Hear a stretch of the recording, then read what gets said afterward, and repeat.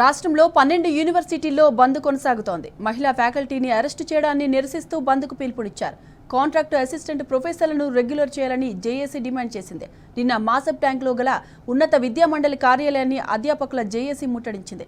అక్కడ బైఠాయించి నినాదాలు చేసింది. వారిని అరెస్టు చేసి నగరంలోని 15 పోలీస్ స్టేషన్లకు తరలించింది. రేవంత్ సర్కారు తీరును నిరసిస్తూ వర్సిటీల్లో ఇవాళ బంద్కు పిలుపునిచ్చారు. 12 విశ్వవిద్యాలయాల్లో బంద్ కొనసాగుతోంది.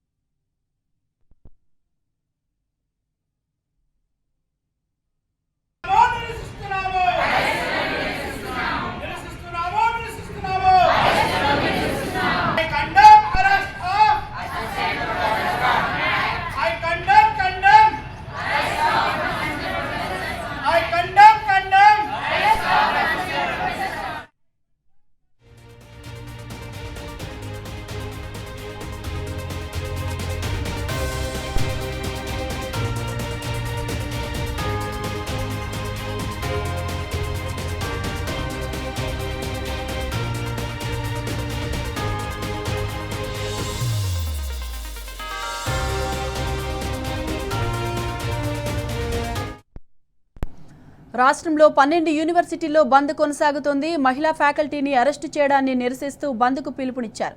కాంట్రాక్టు అసిస్టెంట్ ప్రొఫెసర్లను రెగ్యులర్ చేయాలని జేఏసీ డిమాండ్ చేసింది. నిన్న మాసబ్ ట్యాంక్లో గల ఉన్నత విద్యామండలి కార్యాలయాన్ని అధ్యాపకుల జేఏసీ ముట్టడించింది.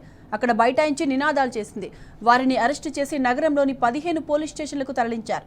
రేవంత్ సర్కారు తీరును నిరసిస్తూ వర్సిటీల్లో ఇవాళ బంద్కు పిలుపునిచ్చారు. 12 విశ్వవిద్యాలయాల్లో బంద్ కొనసాగుతోంది.